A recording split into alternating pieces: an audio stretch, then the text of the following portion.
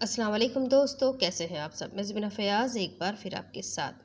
तो मैं ले आई हुई एक और नया नावल। लेकिन नावल शुरू करने से पहले हमेशा की तरह कहूँगी, अगर आप मेरे चैनल पर नए हैं तो चैनल को सब्सक्राइब कर लीजिए, बेल आइकन को ज़रूर दबा दीजिए। और अगर आपको मेरी कहानियाँ, मेरी शॉर्ट वीडियोस पसंद आते हैं तो अपने कॉन्टेक्ट में शेयर करना बिल्कुल भी ना भूलें। तो शुरू करते हैं नया नावल। इस नावल का नाम है उड़ान और इसकी राइटर है मुस्कान। ये कहानी है ओरियान इब्तिसाम की, जिसे अपनी ज़िंदगी को आसान बनाने के लिए, टूटे दिल को संभालने के लिए, अपने बदतरीन दिनों को अपने बेहतरीन दिनों का आगाज़ बनाने के लिए शदीद जद्दोजहद करनी पड़ी। ये कहानी है आयनूर अबसार की, जिसे दूर परदेश जाकर घर बसाना पड़ा। ये कहानी है उस उड़ान की, उस परवास की जिससे पहले अंधेरा और जिसके बाद सवेरा था। उन रिश्तों की, उन उम्मीदों की जो गलत जगह जुड़े। ये कहानी है मोहब्बत के एहसास की, अपनों की और परायों की, और बहुत से ख़ास लोगों की जिनसे आपका खून का रिश्ता नहीं भी हो तो भी वो आपके साथ होते हैं, आपके लिए ख़ास होते हैं, आपके दोस्त ही आपकी पहचान होते हैं। तो बेसिकली ये फ्रेंडशिप बेस्ड स्टोरी है। तो शुरू करते हैं उड़ान। और राइटर है अरूबा मुस्कान, पार्ट 1। हेथरो एयरपोर्ट लंदन में वो शख्स आंखों में बेताबी सजाए, टर्मिनल 3 के बाहर एक हाथ में ताज़ा फूलों का गुलदस्ता लिए, दूसरे हाथ को ज़रा सा ऊंचा किए आयनूर के नाम का बोर्ड लिए खड़ा था। इंतज़ार की घड़ियां तवील हो रही थी। इस बार जब उसने घड़ी से नज़र उठाई तो सामने का मंजर देखकर झुकाना भूल गया। वो पाकिस्तान से यूके तकरीबन 27 घंटों के तवील सफ़र के बाद भी बहुत एक्टिव और फ्रेश नज़र आ रही थी। ऐसे लगता था जैसे उसने सारा सफ़र सोकर ही गुजारा हो। ब्लू जीन्स पर वाइट कॉटन कुर्ती, गले में 2 बार रोल किया हुआ मफलर नुमा दुपट्टे के साथ वाइट स्नीकर्स पहने, हल्का फुल्का बराए नाम मेकअप और दरमियान की मांग निकाल कर स्ट्रेट किए लंबे सियाह बालों पर अब वो ब्लैक गूगल्स आंखों से उठाकर सर पर अटका चुकी थी। बकौल उसके अभी अपने शौहर को ढूंढने की ख्वारी बाकी थी। उसकी डिटेक्टिव नज़रें चारों तरफ घूमने लगी जब उसे अपने दाएं तरफ इंतज़ार करते लोगों में अपने नाम का बोर्ड नज़र आया। बजाय उसके वो फ़ौरन उस तक जाती, वो बड़े आराम सुकून से अपने बैग से अपना फ़ोन निकालने लगी। उसने अपना फ़ोन निकाला और पूरी तसल्ली से एक नंबर पर कॉल मिलाई। मतलूबा कॉल लगते ही उसे उसी शख्स के फ़ोन पर रिंग होती हुई सुनाई दी, वही शख्स जिसके हाथ में उसके नाम का बोर्ड था। वो वहाँ खड़ा उसकी सारी कार्रवाई देख रहा था। उफ, ये लड़की क्या कर रही है। उसने उसे देखा, वो उसे इशारे कर रहा था और बुला रहा था कि रिंग की दूसरी तरफ से वो आए, पर वो अपने फ़ोन में मसरूफ़ उसे इग्नोर कर रही थी। उसने सोचा कि जहाँ इतने घंटे लगाए वहाँ कुछ टाइम और सही। अब कि उसने अपने फ़ोन की फ़ोटो गैलरी खोली और अपने शौहर को जूम करके देखने के बाद अब सामने खड़े शख्स से उसके नैनो नक्श मिलाने लगी। यकीनन सामने खड़ा हुआ शख्स ज़्यादा हैंडसम है क्योंकि वो सामने है। वो दिल ही दिल में मुस्कुराई उसकी जानिब चलने लगी। हो गई तसल्ली। अगर आप कहे तो मैं आपको अपना आईडी कार्ड भी चेक करवा दूँ। नहीं तो मेरा और आपका मुबारक निकाहनामा। वो उसे देखते ही बोला। हा हा हा हा। वो हंसने लगी और बिलाशुबा उसकी हंसी उसे दिल फरेब लगी। By the way, thanks for flowers. उसने खुद ही हाथ बढ़ाकर फूलों का गुलदस्ता पकड़ते हुए कहा तो वो उसकी बेतकल्लुफ़ी देखता ही रह गया। इससे पहले वो कुछ और कहता, उसने अपने दोनों बैग उसकी तरफ बढ़ाए और फिर से अपना फ़ोन निकाल लिया। इस बार उसने फ्रंट कैमरा ऑन किया और फिर उसके करीब होती हुई सेल्फी बनाई। ना सलाम, ना दुआ, ना और कोई फॉर्मेलिटी। और अरहान को एक के बाद एक शौक लगने लगी। दूसरी जानिब सेल्फी फैमिली ग्रुप में भेजने के बाद, मैं खैर खैरी से पहुंच गई हूँ, अब आप सबसे बाद में बात होगी। ये नोट्स छोड़ने के बाद उसने अपना फ़ोन वापस बैग में रखते ही और अरहान को मुस्कुराते हुए देखा। जी अस्सलाम वालेकुम कहती हुई वो अरहान के गले लग चुकी थी। ना सलाम ना दुआ वाली बात कहीं उसने सुन तो नहीं ली और अरहान सोच में पड़ गया। पर अब उसके अंदर पर अब उसके अंदाज उसको मुस्कुराने पर मजबूर करने लगे। वालेकुम अस्सलाम, आपका सफ़र कैसा रहा? उसने भी मुस्कुराकर पूछा। सफ़र अभी तो मुझे खुद नहीं पता। मैं उस मैं उसे किस कैटेगरी में डालूं? I mean it's kind adventure for me. वो दोनों बातें करते साथ साथ चले जा रहे थे। एडवेंचर? उसका दिल डरने लगा कहीं वो शादी को भी एडवेंचर ही ना कह दे। आई मीन मैं कभी घर से बाहर अकेले नहीं गई, यहाँ तक आ गई वो भी अकेले। हा हा हा। बोर तो नहीं हो गई? बहुत बहुत बोर हुई, क्या बताऊँ, लंबी स्टोरी है। अब वो उससे बातें करता, उसका सामान गाड़ी में रख रहा था। फ़ोन यूज़ करती रहना था अगर बोर हो रही थी तो। और हान ने उसे अब अपनी तरफ से छेड़ा था क्योंकि उसे इतने से वक्त में उसकी उसके फ़ोन के साथ काफ़ी अटैचमेंट समझ आ गई थी। आपको क्या लगता है कि मैंने नहीं किया होगा? मैंने बहुत फ़ोन यूज़ किया, पिक्स ली, सॉन्ग सुने। मैं तो बहुत से ड्रामे भी डाउनलोड करके लाई थी अपने साथ। अब औरहान ने आयनूर को गाड़ी का दरवाज़ा खोल कर बैठने का इशारा किया, जो अपनी ही धुन में मगन थी। दूसरी तरफ का दरवाज़ा खोल कर बैठते ही उसने ड्राइविंग सीट संभाल ली। थोड़ा सा अल्लाह को भी याद कर लेना था। उसने गाड़ी में बैठते ही गुफ्तगू का सिलसिला फिर से जोड़ा। वो भी किया था। आपको पता है मैंने 6 कलमे भी 6 6 बार पढ़े।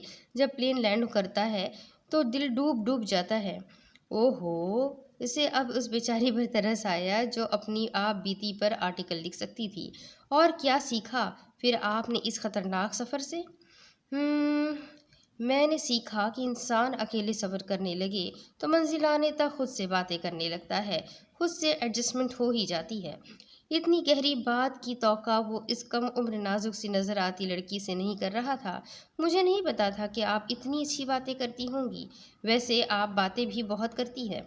हा हा हा। एक बार फिर से उसकी दिलफरेब हंसी की गूंज और हान इब्तिसाम के कानों में उठी। वो भी मुस्कुरा दिया। मैं भी क्या करूँ, 27 घंटों के तवील सफ़र के बाद कोई बात करने को नसीब हुआ है। कैसे चुप कर जाऊँ? नहीं नहीं, ये काम मुश्किल है, ये मुझसे नहीं होगा। गोया उसने खामोश रहने से माजरत कर ली। जिस तरह से एयरपोर्ट पर आपने मुझे एग्जामिन किया मैं कभी नहीं भूलूंगा। उसने हंसते हुए कहा। लिसन, अगर मैं किसी और के साथ चली जाती तो कितना बड़ा कितना बुरा इम्प्रेशन पड़ता कि आपकी बीवी को आपकी पहचान ही नहीं। उसने वजाहत दी। हाँ हाँ हाँ, पहचान पहचान खुद करती तो बात बनती, इस तरह फ़ोन निकाल कर। ओहो, थोड़ी बहुत चीटिंग तो चलती है ना। इतने लंबे समय सफ़र के बाद इतनी रिलैक्सेशन तो बनती है। उसने अपनी बात पर जोर देते हुए लफ्ज़ों को तवील खींच खींच कर लंबा लंबा करके बोला। यू नो वॉट, हम वहाँ पाकिस्तान में साल में एक आधी बार ही शहर से बाहर जाते थे। नानू के घर, मामू के घर, वॉक वॉकेश वेकेशंस एंड ऑल पर ही। कुछ घंटों का ट्रैवल ही थका देता था। बट मुझे आप खुद से ज़्यादा एक्टिव और फ्रेश लग रही है। औरहान ने उसे देखते हुए कहा। वो तो मैं एक्साइटेड हो रही हूँ इसलिए। हा हा हा हा। अपनी ही बात पर हंसते हंसते वो शर्माने लगी तो वो भी हंस पड़ा। एकदम गाड़ी को ब्रेक लगी तो वो चौंक कर बोली, क्या हुआ, घर आ गया?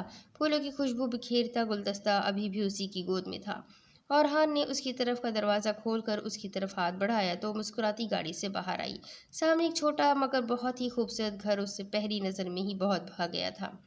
औरहान ने चाबी घुमाई और घर के अंदर आता। अब वो दरवाजे पर खड़ा उसे अंदर आने का रास्ता दे रहा था। वो तो किसी और ही सोच में थी। उसने नासमझी से उसकी तरफ देखा तो वो हंस दी। जाकर तेल लेकर आए। व्हाट? तेल? वो क्या करोगी? उसने नासमझी से पूछा। रस्म करेंगे, वो भी आप? यहाँ इस दरवाजे पर गिराए तेल, फिर मैं यहाँ से अंदर आऊँगी। सीरियसली? उसका यकीन डगमगाया। उसने जवाब में आंखों को 2 3 बार प्यार से झपकाया। नो वे, ऐसा कोई सीन नहीं है। चलो शाबाश, अब अंदर आओ, तुम थक गई होगी, आराम करो। बल्कि मुझे तो तुम्हारी तबीयत ही ठीक नहीं लग रही, मैं तुम्हें अच्छी सी कॉफ़ी बना कर देता हूँ। उसने उसे अंदर आते हुए बोला। वो सब बाद में, पहले मेरी रस्म करे। उसने अंदर आने से साफ इनकार करते हुए कहा। ये कैसी जिद है? अब वो भी चिढ़ गया। बस मुझे नहीं पता, जिद है तो है। ओके। उसने हार मानते हुए अंदर जाते हुए कहा। ठीक है, गिरा देता हूँ दरवाजे पर तेल, ये लो। उसने गिराते हुए कहा। पर फिर ये सब यहाँ से साफ तुम करोगी। उसने उसकी रस्म करते तेल दरवाजे की दोनों तरफ ही गिराया तो आयनूर की खुशी दीदनी थी। रोल नंबर 1, उसने अंदर आते ही कहा। रोल नंबर 1, जो चीज़ गिराएगा वही चीज़ उठाएगा। सो वो आपने ही सफाई करनी है यहाँ की, उसने मज़े से बताया। इसे यूं खुश होता देख कर औरहान की खुशी मान पड़ गई थी। उसने अब उसे घूर कर देखा। मैं कैसे कर सकती हूँ? मैं कोई काम नहीं करूँगी जब तक खीर वाली रस्म नहीं कर लेते हम। उसकी मासूमियत की इंतहा थी। क्या, एक और रस्म? ना ना ना, ये नहीं हो सकता, उसने साफ साफ इनकार किया। हटे साइड पर। अब के वो उसे गुस्से से साइड पर करती घर की एंट्रेंस से आगे आई। नहीं तो ना सही, इसी बहाने मुझे रोल्स बनाने का आइडिया तो आया। घर आते ही एक रोल बना भी लिया मैंने। See how genius I am. Aynur और हान ने इतरा आयनूर ने इतराते हुए कहा। कितने रूल्स बनाने का इरादा है वैसे? इसे अपनी फिक्र हुई। पूरे 100। उसने फिर से अपनी बड़ी बड़ी आंखें 2-3 बार झपकाते हुए कहा। उसका सामान रखते उसने सोचा कि ये लड़की उसे बहुत टफ टाइम देगी।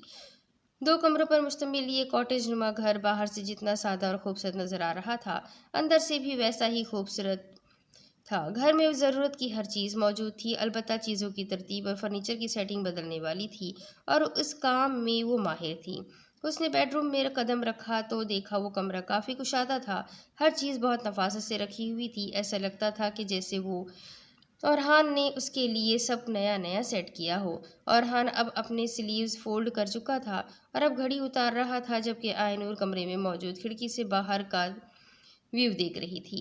तुम फ्रेश हो जाओ, मैं किचन में जा रहा हूँ, तुम चाहो तो आराम कर लो, हम रात डिनर साथ ही करेंगे। वो कहता हुआ कमरे से बाहर जा चुका था। लंदन में इस वक्त शाम के 6 बज रहे थे।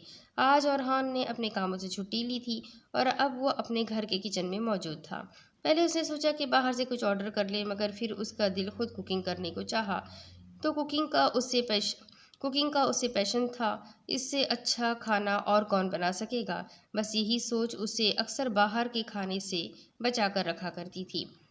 आसपास से बेगानी आयनूर कमरे में सोई हुई थी। हाथ बात लेने के बाद वो अब अच्छी नींद लेती लंबे सफ़र की थकान दूर कर रही थी।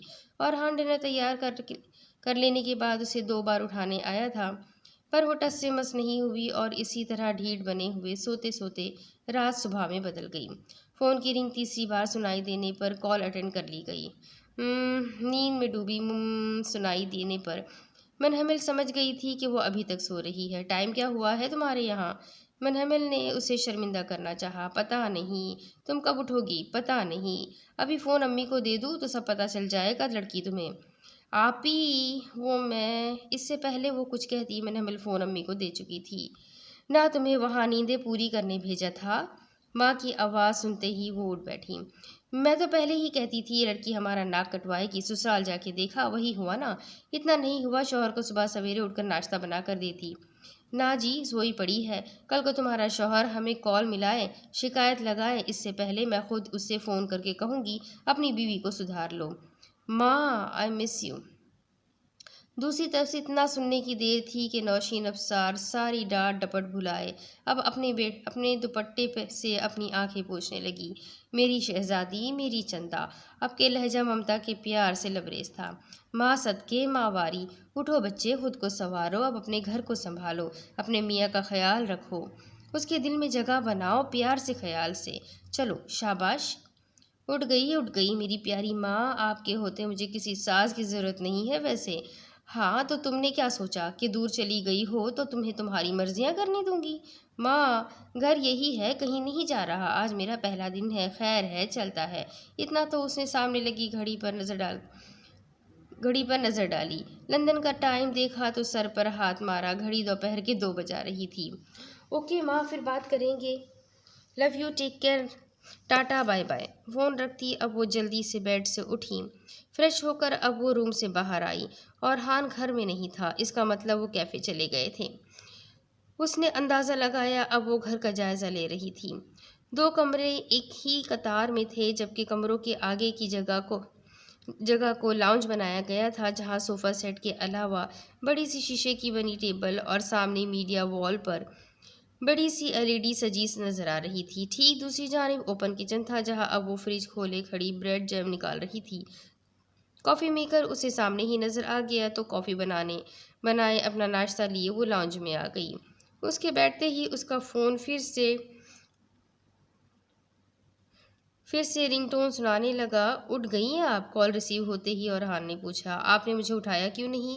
आयनूर को उसकी अम्मी की डांट याद आने लगी। क्या करती आप सुबह उठकर? नाश्ता बना कर देती। वो एक मशरकी लड़की से और क्या उम्मीद लगाता, पर उसकी उम्मीदों पर पानी पड़ने का सिलसिला आज भी जारी था। नहीं, नाश्ता तो आप बनाते, मैं तो आपके साथ बैठकर नाश्ता करती। हाँ हाँ हाँ हाँ, ऐसा है तो आज यार डिनर साथ करेंगे। अच्छा, तो आप मुझे डिनर की ऑफ़र कर रहे हैं? वो कॉफ़ी का सिप लेते हुए बोली। जल्दी समझ लेती हैं आप। आप तो बात को एक्चुअली मैंने यही कहने के लिए कॉल की थी। आप रेडी रहिएगा। इसका मतलब आप लेट ही आएंगे रात तक।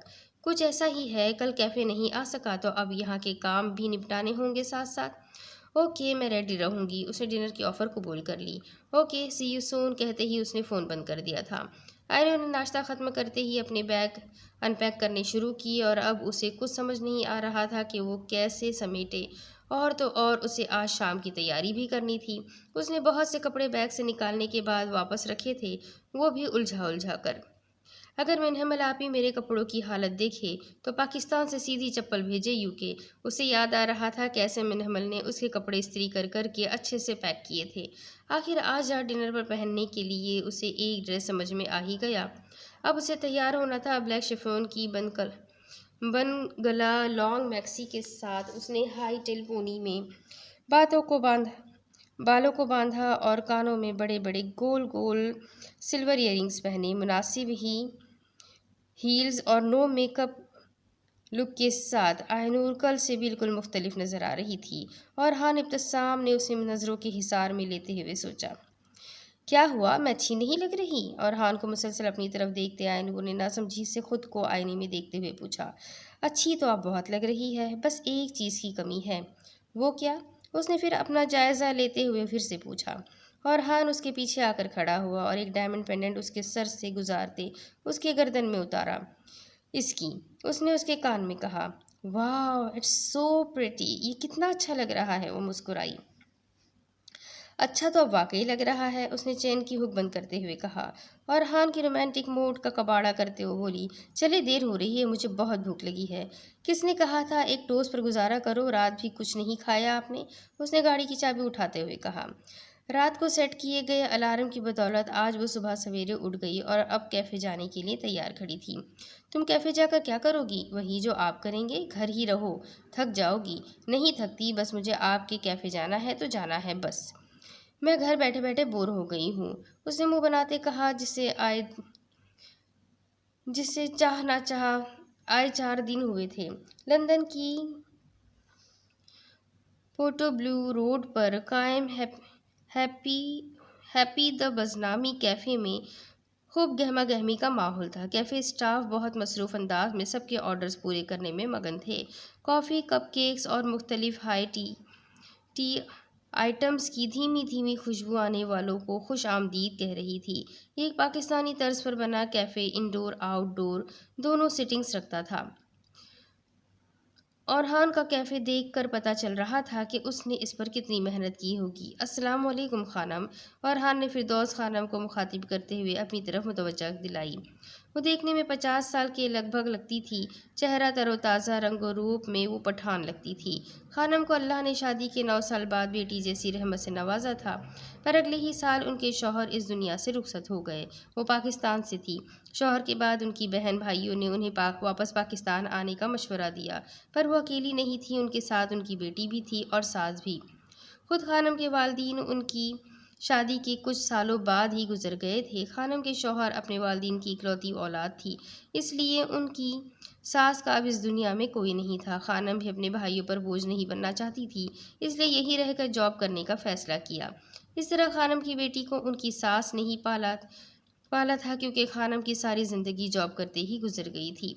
और हान ने कैफ़े बनाया तो उसे एक अच्छे पैकिंग करने वाले की ज़रूरत थी। खानम उससे पहले जहाँ काम करती थी वहाँ अक्सर और हान कॉफ़ी पीने जाता था। औरहान ने खानम को अपने यहाँ जॉब की ऑफ़र दी तो वो खुशी खुशी मान गई, क्योंकि जहाँ वो पहले काम करती थी वो जगह उनके घर से काफ़ी दूर पड़ती थी और उन्हें उनके काम के बदले मुआवजा भी बहुत कम मिलता था।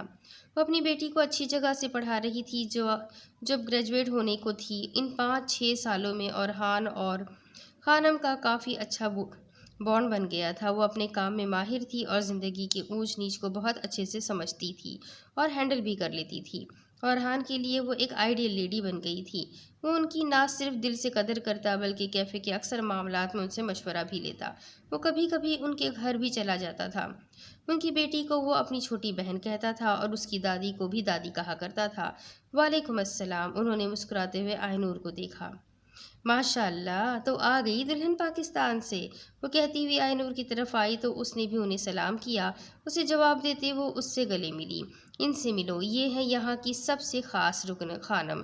इन्हें यहाँ 5 साल से ज़्यादा हो गया है। समझो जब से मैंने ये कैफ़े बनाया तब से ही हमारे साथ है। खानम खानम बेकिंग की मास्टर है और तुम इन्हें मेरी चीफ स्टाफ भी कह सकती हो। उनके होते मुझे स्टाफ की इतनी फिक्र नहीं रहती। बाकी सब ये आपको खुद बता देंगी। मैं ज़रा काम देख लूँ। आओ बेटी आओ, इधर बैठो। खानम ने उसे अपने करीब तरीन कैफ़े टेबल की तरफ इशारा करते बैठने का कहा। बाकी बातें तो होती रहेंगी। ये बताओ, मेरे हाथ की बनी पाइनएप्पल वेनिला पेस्ट्री खाओगी? बल्कि मैं लेकर आती हूँ। उन्होंने पाइनएप्पल वेनिला पेस्ट्री बड़ी नफासत से प्लेट में सजा कर उसके सामने रखी। ये तो सच में बहुत अच्छी बनी है खानम आंटी, बहुत शुक्रिया। तुम इसे हमारे कैफ़े की स्पेशलिटी ही समझो। अब मुझे ये बताओ, कौन सी कॉफ़ी पियोगी, जो आप पिला दें? ठीक है, मैं तुम्हें अपनी पसंद से कॉफ़ी पिलाती हूँ। क्या याद करोगी फिरदौस खानम के हाथ की बनी कॉफ़ी को? वो हंसती मुस्कुराती कॉफ़ी बनाने लगी जब अमाद कैफ़े में गुनगुनाता हुआ दाखिल होता दिखाई दिया। उसके पीछे ही बेला भी अंदर आई। वो सामने बैठी उस प्यारी सी लड़की को देखकर चौंका जिसे उसने दूर से ही खानम से बातें करते देखा था। खानम, लगता है आज आपकी कोई ख़ास मेहमान आई है, उसने आयनूर को देखते हुए कहा। कहीं ये आपकी बेटी तो नहीं? बेला ने अंदाज़ा लगाते हुए कहा। बाबा बेटी ही समझो, खानम मुस्कुरा दी।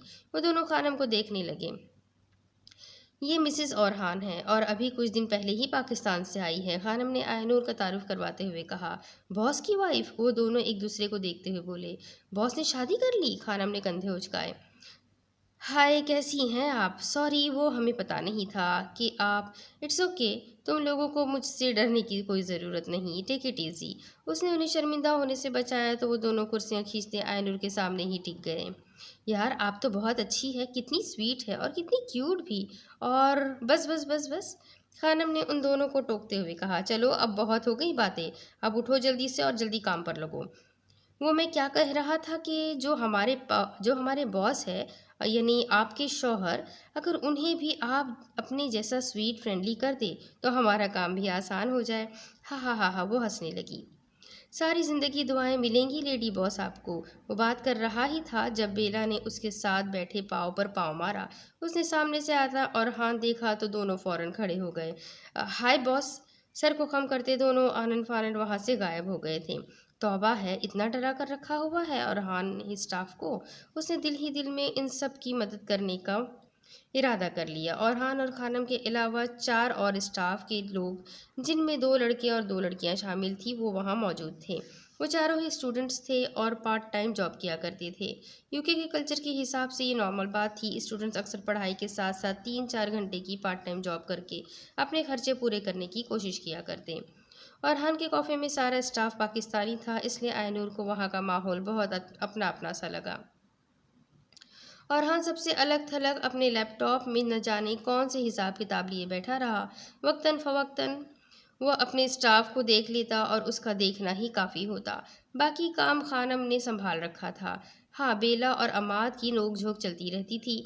तरह तरह के लोग देखते, खानम से बातें करते, उसे दिन गुजरने का पता ही नहीं चला। वायनूर की ज़िंदगी का बहुत अच्छा दिन था। सबके जाने के बाद अब वो दोनों वहाँ अकेले थे। अब औरहान भी अपने काम समेटते जाने की को तैयारी कर रहा था। उसने उसके लैपटॉप पर झुकते स्क्रीन को गौर से देखा। ओह, ये तो बहुत इजी है, मैं भी कर सकती हूँ। अब ये मत कहना तुम्हें कल मेरी सीट संभालनी है।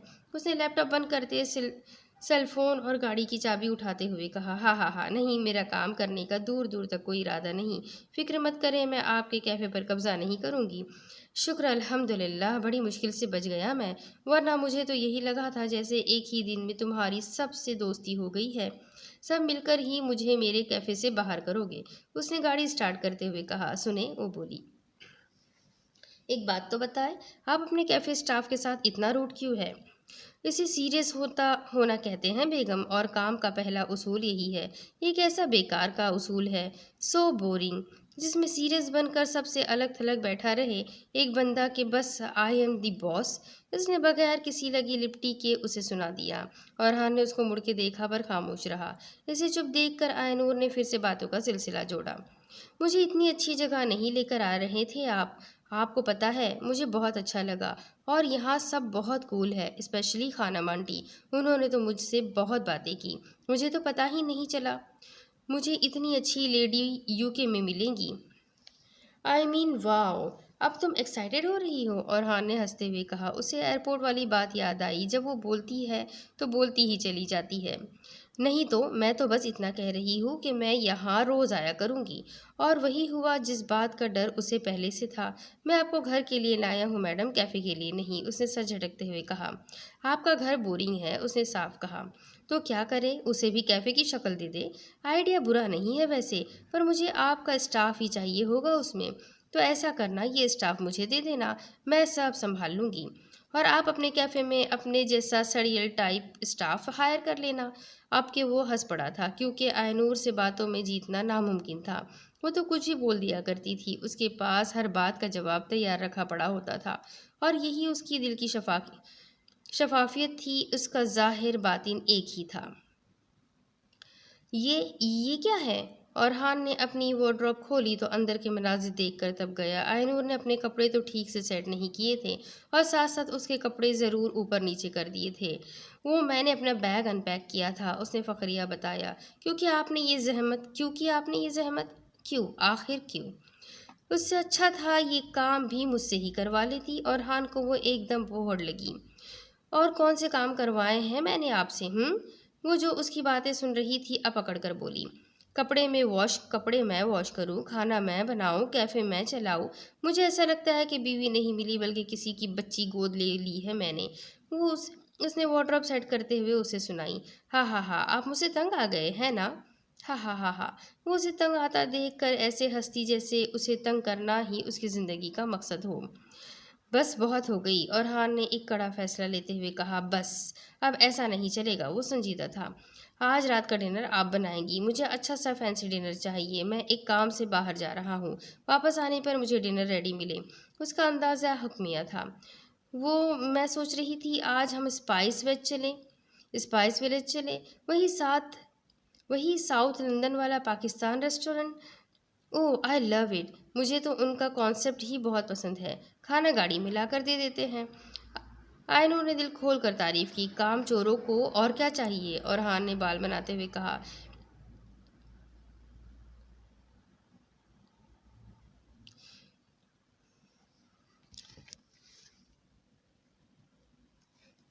फिर किंग ऑफ कड़ी हो जाए आज रात, शब्बीर भाई के हाथ वाली। वाह क्या जवाब, वाह क्या लाजवाब चरसी कड़ी बनाते हैं ये अकबर्स रेस्टोरेंट वाले। उसने औरहान की बात को हवा में उड़ाते हुए दूसरी राय पेश की। अब वो उसे घड़ी पहनते हुए देख रहा था। वैसे मुझे गुफ्टूज के फुल ऑन देसी स्टाइल नॉन वॉल्यूम भी कमाल लगे थे। कोई जवाब ना पाकर उसने एक और राय दे दी। सोचना भी मत। और हाँ ने साफ इनकार किया। माए लाहौर चलें? और हान की बीवी के पास एक लंबी लिस्ट थी। माए लाहौर? माए किचन में जाते तुम्हें क्यों डर लग रहा है? पहले ये बताओ, मतलब आज बता ही दो। और हान बाहर जाता जाता रुक कर पूछने लगा। अच्छा जाए, आपको देर हो रही है। वो अब उसे दरवाजे की तरफ ढकेल रही थी। रात में अभी बहुत वक्त पड़ा है, रात आएगी तो देखेंगे क्या करना है, उसने औरहान को भेजते हुए कहा। अब घड़ी शाम के 7 बजा रही थी जब वो किचन में रात के खाने का बंदोबस्त करने पहुंची। आए बड़े fancy dinner, candle light dinner करवाऊं इनको। अभी तो मुझे यहाँ आए 2 महीने भी नहीं हुए। सोचा था यहाँ आकर जान छूटेगी किचन के कामों से। वो तो लोग हैं, दो दो तो लोग हैं, एक दिन बाहर से खा आएंगे तो क्या चला जाएगा, और दूसरे दिन घर पर मंगवा लेंगे। पर नहीं, अम्मा अब्बा ने भी चुनकर दामाद ढूंढा है कसम से। क्या था जो एक रेस्टोरेंट ही खोल लेते, कम से कम बना बनाया खाना ही घर आता। हाय, कितनी खुशी होती, घूमते फिरते बना बनाया खाना खाते और सो जाते। ऐश ही ऐश। पर नहीं, इनको तो वही कड़वी कसेली कॉफ़ी, वो रंग बिरंगे कप केक्स, वो अल्लाह बल्ला बेकरी आइटम्स ही बेचने हैं। भला इनसे कहाँ पेट भरता है। हाय रे किस्मत। काम करती हुई मुसलसल बड़बड़ाए जा रही थी, अब उससे लगा बाहर का दरवाज़ा बेल दे रहा है। अस्सलाम वालेकुम। चेहरे पर मुस्कुराहट सजाते उसने अपने शौहर को घर में वेलकम किया। वालेकुम अस्सलाम। होप सो कि मुझे डिनर मिलेगा आज। और हाँ ने जैकेट उतारते सोफे पर बैठते हुए कहा, लोग खाना खाते लोग खाना खाने रेस्टोरेंट जाते हैं और आप खाना खाने घर आते हैं। मेरी तो समझ से बाहर है। वो लापरवाही से उसे सुनाती किचन की तरफ चली गई। वो अक्सर उसकी बातों पर अपनी हंसी रोकने लगा था, वो ऐसी ही थी। वो फ्रेश होकर खाने की टेबल पर आया तो आयनूर ने उसके सामने अपना बनाया फैंसी डिनर पेश किया। और ये क्या, उसे अपनी बीवी से ज़्यादा अपनी अम्मी की पसंद की गई बहू पर हैरत हुई। अम्मी मेरे साथ ऐसे कैसे कर सकती है, उसने दिल में सोचा। नूडल्स नूडल्स बनाए हैं तुमने? उसने सामने पड़ी वाहिद डिश पर नज़रें जमाई। ये सिर्फ नूडल्स नहीं है, ये चिकन चीज़ क्रीमी स्पैगेटीज पास्ता नूडल्स है। आयनूर ने उसकी इस्लाह करनी चाहिए। आह, तुमसे शादी करना ऐसा ही है जैसे कोई बच्चा अडॉप्ट करना। उसने कुर्सी से कमर लगाते पीछे होकर बैठते हुए कहा, आधी दुनिया नूडल्स पर जीती है, क्या वो सब नन्हे मुन्ने काके हैं? उसने मुंह बनाया, और बनाती भी क्यों ना, उसने इतनी मेहनत की थी। मुझे लगा था मेरी बीवी मेरे लिए 6-7 डिशेस बनाएगी, हम कैंडल लाइट डिनर करेंगे। पर खैर, अब क्या हो सकता है। आयनूर को गुस्सा अब ज़्यादा होता दिखाई देने लगा। कितनी बार कहा है मैंने, मैं खाना नहीं बनाऊंगी जब तक आप मेरी खीर वाली रस्म नहीं करते। और मैंने भी कितनी बार कहा है कि कहाँ से ला कर दूँ मैं तुम्हें लजीज खीर का डब्बा। आयनूर को जिद थी आयनूर की जिद थी, वो पहले खीर बनाएगी, वो भी लजीज खीर जो पाकिस्तान में बनाती थी। मुझे नहीं पता, जहाँ से मर्जी ला कर दे, पाकिस्तान से मंगवाए या ऑनलाइन ऑर्डर्स करे, मुझे लजीज खीर का डब्बा ही चाहिए, वो भी बड़े वाला। वो फिर से जिद करने लगी। मान लो तुम्हें खीर बनानी नहीं आती, इसलिए तुम्हें लजीज खीर का सहारा चाहिए, उसने उसे चिढ़ाते हुए कहा। आयनूर ने गुस्से से अपनी प्लेट साइड पर की, अब वो लड़ने के लिए तैयार बैठी थी। ओके ओके फाइन, रिलैक्स करो, वैसे ये नूडल्स इतने बुरे भी नहीं है, इसने उसने टेस्ट करते हुए कहा। नूडल्स नूडल्स सुनना तो उसे उसकी नूडल्स की तौहीन लगी थी। नहीं, वो क्या था यार, चिकन चीज़ क्रीमी स्पेगेटीज पास्ता। उसने जैसे नूडल्स को इज्जत दी। हाँ, मोबाइल पर मसरूफ से और हाँ ने जवाब दिया। खानम मुझे गाड़ी चलाना नहीं सिखा रही, उसने जैसे अरहान को खानम की शिकायत लगाई। ओहो, अरहान को अफसोस हुआ। सिखानी चाहिए, तुमने पूछा नहीं, क्यों नहीं सिखा रही? अरहान ने अपनी हंसी छुपाते दुखी नजर आते हुए कहा, पता नहीं, वो कुछ बताती भी नहीं है, सिखाती भी नहीं है। आयनूर ने बहुत दुखी अंदाज में बताया, और तो अरहान को अपनी हंसी छुपाना मुश्किल हो गया। आयनूर ने कुछ सोच कर अरहान की तरफ देखा तो उसका शक यकीन में बदलने लगा। आप आपने आपने खानम को मना किया ना? हाँ, आपने किया। आप मेरे साथ ऐसा कैसे कर सकते हैं? अरहान की चोरी पकड़ी गई थी। ओह, अब वो मोबाइल छोड़ के सीधा होकर बैठा। पाकिस्तान में कभी ड्राइव किया तुमने? नहीं किया, पर कुछ नहीं। पाकिस्तान से बीवी मंगवाना बहुत मुश्किल है, मैं कोई रिस्क नहीं ले सकता। आयनूर का मुंह खुला का खुला रह गया। क्या देखा, आप खुद मान रहे हैं कि आपने उन्हें रोका, मना किया कि मुझे ड्राइविंग ना सिखाए। हाँ, रोका, और तुम्हारी सेफ्टी के लिए रोका। और तुम्हें क्या शौक चढ़ा है गाड़ी चलाने का? देखो, जब अल्लाह ने तुम्हें इतने हैंडसम शौहर से नवाजा है तो उसे बताओ कहाँ जाना है, मुझे बताओ, ले जाऊंगा। मैं सीखूंगी, मैं जोहाल से सीखूंगी, मैं उसे भी मना कर दूंगा। मैं बेला से सीख लूंगी, मैं उसे भी मना करूंगा। मैं मशाइम, मैं सबको मना करूंगा कि मेरी बीवी को ड्राइविंग कोई ना सिखाए, वरना नुकसान का जिम्मेदार वही होगा। और हाँ ने उसे वॉर्न किया। मैं ऑनलाइन सीख लूंगी, उसने हार मानते हुए हल सोचा। चला, अभी ऑनलाइन ही लेना फिर। और हान का उसकी अकल पर मातम करने को दिल किया। आप चाहते ही नहीं है मैं तरक्की करूं। वो नाराज़ होकर रूम से बाहर चली गई। उन दोनों की बातचीत अगले 2 दिन तक बंद रही। दोनों ही एक दूसरे को मज़े से इग्नोर कर रहे थे और हान को तो जैसे फ़र्क ही नहीं पड़ रहा था वो घर पर है या नहीं। आयनूर को लगा वो तो जैसे डिसअपियर हो गई है।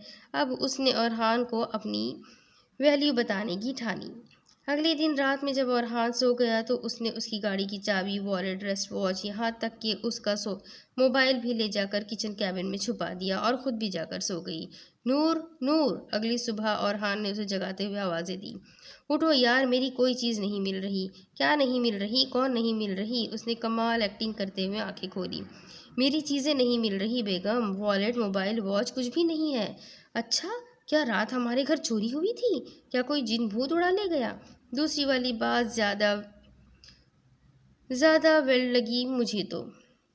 और हान ने उसको घूर कर देखा तो वो बेड से उठते हुए बोली, ओहो, इतनी सी बात पर परेशान हो रहे हो? मैं हूं ना, मैं ढूंढ दूंगी आपकी चीज़ें। बीवी का फ़र्ज़ होता है मुश्किल वक्त में शौहर का साथ देना। आप ऐसा करें, जाए चेंज करें, मैं देखती हूँ, ढूंढती हूँ, कुछ करती हूँ। जब जब अरहान नाश्ते की मेज़ पर आया तो आयनूर उसकी सारी चीज़ें सामने रखे बैठी थी। थैंक गॉड, उसने देखते हुए कहा। ये तुम्हें कहाँ से मिली? बस मिल गई। उसने 2-3 बार प्यार से आंखें झपकाई। थैंक यू से काम नहीं चलेगा, तारीफ करें मेरी। ओह ओके, थैंक यू बेगम, तुम मेरे बहुत काम आई। वो नाश्ता करने लगा। ना, मज़ा नहीं आया। छोड़े, आपके बस की बात नहीं है। बल्कि तारीफ से भी काम नहीं चलेगा। फिर क्या? ट्रीट देंगे आप मुझे? वाह! और हाँ ने ताली बजाई। शुक्र है तुमने ये नहीं कह दिया कि मुझे वर्ल्ड टूर पर लेकर जाए। मैंने आपकी चीज़ें ढूंढ कर दी है। वो उसकी बात सुनकर हंसने लगी। वो उसे इग्नोर करता कैफ़े जाने के लिए वहाँ से उठ गया, क्योंकि उसे अब आदत हो गई थी उसकी बीवी की बातें शुरू कहाँ से होती और कहाँ ख़त्म होती। आयनूर को यहाँ आए 2 माह से ज़्यादा हो गए थे। अब तक वो घर के छोटे मोटे काम ही किया करती थी और हान ने भी उस पर सख्ती से कोई जिम्मेदारी नहीं डाली थी। वो यहाँ कई साल से रह रहा था, उसे खुद भी अपने काम खुद करने की आदत थी। वो जब घर होता तो कुछ न कुछ करता ही रहता, कभी खाना बनाता, वरना अक्सर वो खाना खाने बाहर चले जाया करते थे। और वो कई बार कैफ़े आ चुकी थी। कैफ़े में उसकी सबसे दोस्ती सबसे थी, पर खानम से कुछ अलग ही अटैचमेंट होने लगी थी। उसने खानम की बात पाकिस्तान में अपनी अम्मी से भी करवाई थी और उसकी अम्मी को भी खानम से बात करके बहुत तसल्ली हुई थी कि वहाँ दूर प्रदेश में उनकी बेटी को कोई नसीहत करने वाला मौजूद है। और 2 बार खानम के घर भी जाना हुआ था। पहली बार तो खानम ने उन दोनों को शादी की दावत पर बुलाया था और इस तरह खानम की बेटी जोहाल से आयनूर की बहुत अच्छी दोस्ती हो गई थी। जोहाल के साथ साथ जोहाल की दादी माँ को भी आयनूर बहुत पसंद आई थी और ओरहान और आयनूर की जोड़ी को चांद चांद सूरज की जोड़ी कहकर सराहा गया था। तुम पाकिस्तान वापस आ जाओ, उसकी माँ उसे आज भी वापस बुला रही थी। तुम आ क्यों नहीं जाती? वो उनकी बात सुनकर हंसी, एक खोखली हंसी। शायद खुद पे, शायद अपने हालात पे। आप चाहती हैं मैं वापस आ जाऊं, अब्बू चाहते हैं मैं डिग्री ले लूं, भाई चाहते हैं मैं यहीं रहकर नेशनलिटी हासिल करूं। कामयाब शादी ना सही, नेशनलिटी सही, एक मुकम्मल डिग्री ही सही। मैं क्या करूँ माँ, मैं किसकी सुनूँ? मैं थक गई हूँ, मैं तंग आ गई हूँ, इसलिए तो कह रही हूँ कि आप। उसने माँ की बात बीच में काटते हुए कहा, आप चाहती हैं मैं वापस आकर लोगों की बातें सुनूँ, लोग मुझे हमदर्दी से देखें, मिले, बात करें और अपने अपने घर जाकर मुझे डिस्कस करे, मुझ मुझ पर अफसोस करे या तरस खाए, मेरे नाम के साथ मेरा ये तारुफ करवाया जाए। ये तो वही है ना जिसका शौहर उसे छोड़कर भाग गया। पता नहीं क्या बात हुई थी, मुझसे सवाल करे, मुझे जांचती नज़रों के हिसार में रखा जाए। वो जानती थी उसकी वापसी उसका एक और कड़ा इम्तिहान होगा। रिश्तेदार तो दूर की बात है माँ, आप मुझे घर की बताएं। क्या आपकी बहुएं चाहेंगी उन पर उनकी एक ननद मुसल्लत कर दी जाए? और क्या करूँगी मैं वापस आकर? जॉब ही करनी है तो वो तो मैं यहाँ भी कर रही हूँ। कम से कम यहाँ मुझे कोई जज करने वाला नहीं है। शादी, कौन करेगा शादी उस लड़की से जिस पर एक बार दाग लग गया हो? कोई तलाक याफ्ता, कोई बच्चों वाला, कोई बूढ़ा अमीर या कोई गरीब बेरोजगार जो मेरी जॉब देखकर मान जाए। वो उन्हें सब समझाना चाहती थी जो वो समझ नहीं रही थी। तुम्हें नहीं लगता तुम कुछ ज़्यादा ही सोच रही हो? उसकी माँ ने एतराज़ करते हुए कहा। हाँ, मैं सोच रही हूँ माँ, क्योंकि सोच लेना चाहिए वक्त रहते। काश आप सबने भी सोचा होता। जिससे ब्याह रहे थे उसे ठीक से जान लिया होता, पहचान लिया होता और मैं बच जाती तो आज मुझे सोचना नहीं पड़ता, तो आज मुझे रोना नहीं पड़ता। वो फ़ोन रख चुकी थी, अब इसमें मज़ीद कुछ भी कहने की सकत थी, ना कुछ सुनने की। एक बार फिर से डिस्पेस्टो की रिंगटोन सुनाई देने लगी। उसने टीवी का वॉल्यूम कम करते और हान की कॉल उठाई। हाय हेलो के बाद उसने उसके दो पैंट शर्ट्स आयरन करने का कहा। करोगी ना आयरन? मुझे कहीं जाना है। कहाँ जाना है? घर आकर बताता हूँ। ऐसा करो, मेरा छोटा सा बैग रेडी कर दो और जैकेट भी रख देना याद से। उसने मसरूफ से अंदाज में कहते हुए फ़ोन बंद किया। जाने से पहले उसे बहुत से काम निपटाने थे। क्या ये पाकिस्तान जा रहे हैं? आयनूर ने फ़ोन रखते ही अंदाजे लगाने शुरू किए। नहीं नहीं, जो शख्स अपनी शादी पर पाकिस्तान नहीं गया वो अब क्यों जाएगा? उसे याद आया उनका निकाह भी टेलीफोनिक था। वैसे ये दो सूट लेकर जा कहाँ रहे हैं? कुछ दिनों से लैपटॉप पर भी बहुत ही कोई मसरूफ शख्सियत बने हुए हैं। हाय, कहीं कोई लड़की वड़की का चक्कर तो नहीं हो गया? नहीं नहीं, इतने साल हो गए उनको यहाँ रहते, ऐसे होते तो यही ना कर लेते शादी।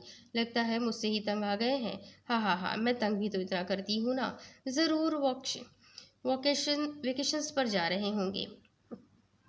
वो उसके कपड़े रखती खुद से बातें करती रही थी जब उसे बाहर के दरवाजे का लॉक खुलता सुनाई दिया। अब तो अरहान उसे दरवाज़ा खोलने की भी जहमत नहीं देने लगा था, क्योंकि वो उसे काफ़ी देर देर बाहर खड़ा रख देती थी। अस्सलाम वालेकुम, अरहान ने फ्रिज से पानी की बोतल निकालते हुए कहा। वालेकुम अस्सलाम, कहाँ की तैयारी है? जा कहाँ रहे हैं आप? और हान को वो किसी सख्त गवर्नमेंट स्कूल टीचर से कम नहीं लगी थी। तंग आ गया हूँ तुमसे, छोड़ के जा रहा हूँ, उसने अपनी हंसी छुपाते उसे तंग करते हुए कहा। अपना सारा सामान लेकर जाए, दो सूटों से क्या बनेगा? हस्ब आदत आयनूर ने जवाब देने में कोई कसर नहीं छोड़ी, पर साथ ही साथ उसकी बात को सच मानने लगी और उसकी आंखें भीगने लगी। अरे मजाक कर रहा था बेगम, उसने उसे अपने साथ लगाकर तसल्ली दी। लिसन, अब मेरी बात ध्यान से सुने। मैं एक नए बिजनेस प्लान पर काम कर रहा हूँ। I told you, remember? उसने उसके सामने खड़े उसके दोनों शानों को पकड़े उसे समझाने की कोशिश की। बस इसी सिलसिले में सिटी से बाहर जाना है, लोकेशन देखनी है और एक दो काम और भी है, इसलिए 2-3 दिन लग जाएंगे। मैं भी आपके साथ जाऊंगी। मैं अपने दोस्त के साथ जा रहा हूँ बेगम, उसने मुझे ऑफ़र की है। इन्वेस्ट करो, बिजनेस पार्टनर बन जाओ, बाकी वो संभाल लेगा। और अच्छा है ना, एक साइड बिजनेस चलता रहेगा। उसने उसका हाथ छोड़कर बैग उठाया तो आयनूर ने आगे बढ़कर उसका बाजू पकड़ा। और मैंने खानम को कह दिया है, वो कैफ़े से सीधा यहाँ आएंगी। रोज़ रात को वो यहीं होंगी तुम्हारे पास, और तुम्हें खाना बनाने की कोई ज़रूरत नहीं है, ऑर्डर कर लिया करना। उसने उसकी सबसे बड़ी मुश्किल आसान कर दी। नेटफ्लिक्स ठीक चल रहा है तुम्हारा? बस मौज करो। और हाँ, उसने अपने वॉलेट से डेबिट कार्ड निकाल कर उसके हाथ में रखा। ये रखो अपने पास, बल्कि ये कुछ कैश भी रख लो। वो अब उसको चुपचाप सुनती जा रही थी, जो 2-3 दिन के लिए जा रहा था, पर फिक्र ऐसी कर रहा था ना जाने कब लौटेगा। उसने अब बैग उठाया और बाहर की तरफ चल पड़ा। मैं फ़ोन करता रहूँगा, अपना फ़ोन अपने पास ही रखना। और हाँ ने उसकी खामोशी को नोट किया। वो चुप थी, कोई शरारत कोई मस्ती कुछ नहीं। उसने दरवाजे पर रुकते उसके माथे पर बोसा देते उसे खुदा हाफिज कहा। उसके जाते आयनूर को घर एकदम वीरान लगने लगा। कुछ देर उदास रहने के बाद अब वो खानम का भेजा हुआ ब्लूबेरी मॉफिन प्लेट में निकालने लगी तो मनहमिल की कॉल आने लगी। उसने वीडियो कॉल रिसीव करते फ़ोन अपने सामने सेट किया और प्लेट उठा ली। वो अब अपने रूम में अपने बेड पर बैठी थी, अलबत्ता मनहमिल को वो बुझी बुझी सी लग रही थी। क्या हुआ है? मुंह क्यों बना रखा है? डांट तो नहीं पड़ी औरहान से? नहीं आपी, वो तो इतने अच्छे हैं कि। उसने जाने से पहले औरहान की सारी फिक्रें मुनहमिल को बताई तो वो अशश कर उठी। वो लड़की कौन से वजीफे किया करती थी जो इतना अच्छा बंदा मिला? मुनहमिल ने उसका मूड अच्छा करते हुए कहा। एक हम है, एक चीज़ बतानी पड़ती है, ये लेना है, अब ऐसे कर लें, अब ऐसे रह लें, अब ये रहने दे, बला बला बला। मुनहमिल की बातें वो बस यूं ही सुनती जा रही थी। ध्यान तो उसका बार बार घड़ी पर जा रहा था। और ये क्या हुलिया बना रखा है? सदियों की बीमार लग रही हो, उठो अपना आप ठीक करो। 2 दिन की ही तो बात है सोनी, पता भी नहीं चलेगा कैसे गुजरे। कहीं बाहर चली जाओ, घूम फिर लो, शॉपिंग कर लो, फ्रेश फील करोगी। ओके आप ही बाद में बात करते हैं। फ़ोन बंद करके उठी और कमरे से बाहर आकर टीवी लाउंज की तरफ बढ़ गई। टीवी ऑन करते ही ऑफ कर दिया। उसका दिल नहीं किया टीवी देखने को, तो कॉफ़ी बनाने किचन की तरफ बढ़ गई। कॉफ़ी का मग हाथ में लिया अब वो घर का जायज़ा ले रही थी। आज तो वो ऊपरी मंजिल के उस कमरे में भी गई थी जिससे स्टोर रूम का दर्जा हासिल था। वो कमरा देखने में दूसरे कमरों से छोटा था, पर उसे यूं कबाड़ खाना बनाना भी उस पर जुल्म करने जैसा ही था। वो किसी गहरी सोच से निकली और अब वो खानम को कॉल मिलाने लगी। उसने जो ही खानम को कॉल की तो उन्होंने पहली ही बेल पर कॉल उठा ली। खानम आंटी, मुझे कुछ चीज़ें लेनी है, क्या आप चलेंगी मेरे साथ? ठीक है, मैं कैफ़े आ रही हूँ, वहीं से चलेंगे। फ़ोन रखती अब वो कैफ़े के लिए अपना हुलिया दुरुस्त करने लगी। लंदन का इलाका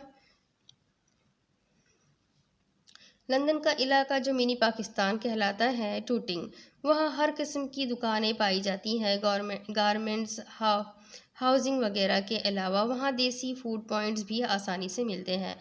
खानम ड्राइव करते आयनूर को टूटिंग के बारे में बता रही थी और आज भी खानम को वहाँ पार्किंग मुश्किल से मिली थी।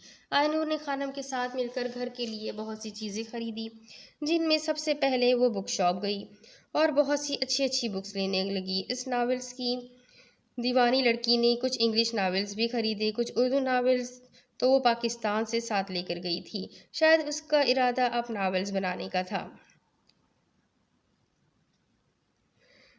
रीजन आर्ट पेपर्स जो उसने मीडिया वॉल में रखने के लिए थे, 2 रेड बड़े साइज में कॉफ़ी मग जिन पर ब्लैक इंक से टू माई लव वन लिखा था। इसके अलावा सेंट कैंडल्स पर नज़र पड़ते ही उसका दिल ललचाया। उसे फेरी लाइट, सेंट कैंडल, सर्दियों की शामें, भाप उड़ाती चाय या कॉफ़ी और हाथ में जल्दी ना ख़त्म होने वाला नावल पसंद था, और ये सब एक साथ उसका पसंदीदा मंजर था। उसने वाइट और ब्लू रंग के प्योर रूम कर्टन भी लिए और उसके अलावा रूममेट लैम्प और बहुत सी ऐसी दूसरी घरेलू चीज़ें भी खरीद ली। पेमेंट औरहान के दिए कार्ड से होती तो उसे नोटिफिकेशन मिल जाता। वो हर थोड़ी देर बाद ये ज़रूर देखता कि उसकी बीवी ने कितने पैसे उड़ाए हैं। रात गहरी हुई तो उसने आयनूर को कॉल मिलाई, जो कि उसने पहली ही बेल पर उठा ली। क्या बात है मेरी बेगम, आवाज़ से थकी थकी लग रही है। मैं आज शॉपिंग करने गई थी, उसने मुख्तसर बताया। अकेली? उसने परेशानी से पूछा। नहीं, खानम के साथ। फिर ठीक है। डिनर किया? जी, हम दोनों डिनर करके ही घर आई हैं। गुड, हो गया? आप बताएं, हो गया काम? अभी कहाँ, अभी तो शुरू भी नहीं किया। जिससे मिलना था वो लेट हो गया, अब कल आएगा। मुझे नहीं पता, मुझे आप 2 दिन में अपने पास वापस चाहिए। हाँ हाँ हाँ, कितना पास? और हाँ ने हंसते हुए कहा। तो उसे अंदाज़ा हुआ वो कुछ ज़्यादा ही बोलने लगी है। अपनी मतलब की बात पकड़ लेते हैं। 2 दिन कहाँ है? कहा है मैंने। उसने डेज पर जोर दिया। 2 डेज। उसने डेज पर जोर दिया। मिस कर रही हो? और हान ने सवाल किया। बिल्कुल भी नहीं, उसने बेरुखी दिखाते हुए जवाब दिया। ठीक है, फिर 2 वीक्स बाद आऊँगा, वो भी अगर दिल किया तो। ये क्या बात हुई? मैं यहाँ आपके साथ रहने आई हूँ, ना कि खानम के साथ। वो खफा खफा सी बोली और यूं ही बातें करते करते वो कब सो गई उसे खबर ना रही। सुबह खानम के कैफ़े जाने के बाद वो अब अपने प्लान पर काम करने लगी। काम करते करते शाम हो गई। खानम के साथ साथ आज कैफ़े का सारा स्टाफ आयनूर और हान के घर पर जमा था। आयनूर ने कहा था उसे आज उसके दोस्तों की ज़रूरत है, तो वो चारों दोस्ती निभाने आ गए थे। काम के साथ साथ रात गए तक खूब हल्ला गुल्ला चलता रहा। बेला और अमाद की नोकझोंक आज भी जारी थी। रिश्ते में वो दोनों कजिन लगते थे और पाकिस्तान से पढ़ने आए थे। वो एक ही यूनिवर्सिटी में पढ़ते थे और इसीलिए हमेशा साथ साथ नज़र आते थे। वो एक दूसरे के बगैर रह भी नहीं सकते थे और उनका एक दूसरे के साथ रहना भी मुश्किल था। इनके अलावा आफान, जो पहले से ही यूके में रह रहा था, वो एक पाकिस्तानी फैमिली से था। उसकी फैमिली दूसरे शहर में मुकीम थी। वो यहाँ पढ़ाई करने के सिलसिले में हॉस्टल में रिहाइश पजीर था और पढ़ाई के साथ साथ औरहान के कैफ़े में पार्ट टाइम जॉब भी किया करता था। मशायम, जो इन चारों में सबसे ज़्यादा जॉब की मुस्तहिक थी, वो शादी होकर स्टडी वीज़े पर यूके आई हुई थी और यहाँ आते ही उसका शौहर उसे छोड़ गया था। या कह सकते हैं कि उसके शौहर ने उसके लिए स्टडी वीज़ा अप्लाई किया ताकि उसके ज़रिए वो भी बाहर आ सके और अपना मतलब पूरा होते ही अपना असली रंग दिखा सके। मशायम अपनी किसी जानने वाली आंटी के घर पे गेस्ट के तौर पर रहती थी। वो अपनी डिग्री पूरी करना चाहती थी। कहीं ना कहीं उसे अपने शौहर का इंतज़ार आज भी रहता था। वो आएगा, वो मुझसे माफ़ी मांगेगा। क्या वो सच में आएगा? वो अब क्यों आएगा? वो अक्सर ख़ुद को मसरूफ़ रखने के लिए कैफ़े में डबल डबल शिफ्ट भी लगाया करती। वो ज़रूरतमंद होने के साथ साथ मेहनती भी थी और हान उसे अपने कैफ़े की सबसे ज़्यादा बाहिम्मत लड़की मानता था। यखनी पुलाव को दम पर चढ़ाती अब वो बात लेने चली गई थी। उसने वाइट चिकन कढ़ाई बीफ कबाब पहले ही बना लिए थे। साथ ही साथ रशियन सैलेड और फ्रूट ट्राइफल बनाकर उसने पिछले 2 ढाई महीनों का हिसाब बराबर कर दिया था। उसने आज रेड वेलवेट का लॉन्ग फ्रॉक पहना था, जिसके गले और दामन किनारे मोटे मोटे गोल्डन मोतियों की लेस लगी हुई थी। उसने गीले बालों पर ब्रश करते उन्हें सूखने के लिए खुला छोड़ा और आंखों पर ब्लैक आईलाइंस लगाते उसे और की गाड़ी घर के बाहर रुकने की आवाज़ सुनाई दी। आयनूर ने एक निगाह वॉल क्लॉक पर डालते तेजी से नेचुरल पिंक लिप ग्लॉस होठों पर पंप करते हुए रूम से बाहर कदम बढ़ाए। फिर कुछ याद आते ही पीछे मुड़ी और दम पर रखे पुलाव की आंच बंद की। उसे अपनी बौखलाहट पर हंसी भी आने लगी। इससे पहले औरहान दरवाज़ा अनलॉक करता आयनूर ने उसके लिए दरवाज़ा खोला तो वो उसकी तैयारी देखता चौंक सा गया। अब अंदर आ भी जाए या आज मुझसे रस्म करवानी है, वो बोली। खुद को नॉर्मल करता वो हल्की सी हंसी हंसता वो अंदर आया। आयनूर ने उसे दरवाजे से अंदर आता देखकर सलाम किया तो उसने उसे जवाब देते गले लगाया। वो भी आयनूर की तैयारी पर कुछ बोल नहीं सका था कि उसे पाकिस्तानी खानों की खुशबुएं घर में घेरने लगी थी। उसने अपने इर्द गिर्द नजरें दौड़ाई तो उसे हर चीज़ की पोजीशन बदली बदली नजर आने लगी। वेट, मेरे ख्याल से मैं किसी और के घर आ गया हूँ। ये मेरा घर है क्या? नहीं नहीं, ये कैसे हो सकता है? मैं चलता हूँ। पर वो जाते जाते रुका। आपकी शक्ल मेरी बीवी से इतनी क्यों मिल रही है? वो मज़े से बाजू पर बाजू बांधे खड़ी उसके ड्रामे देख रही थी। सरप्राइज! आयनूर ने 2-3 बार प्यार से आंखें झपकाई।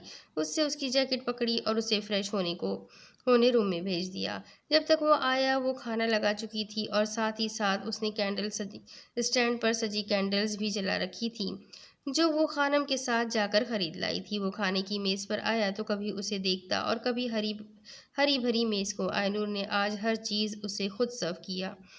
क्या क्या मैं जन्नत में हूँ? आई मीन 2-3 दिनों में इतना चेंज। अगर ये मेरे जाकर वापस आने से है तो ये आइडिया मुझे पहले क्यों नहीं आया? वो अब अपने पहले शौक से बाहर निकल रहा था।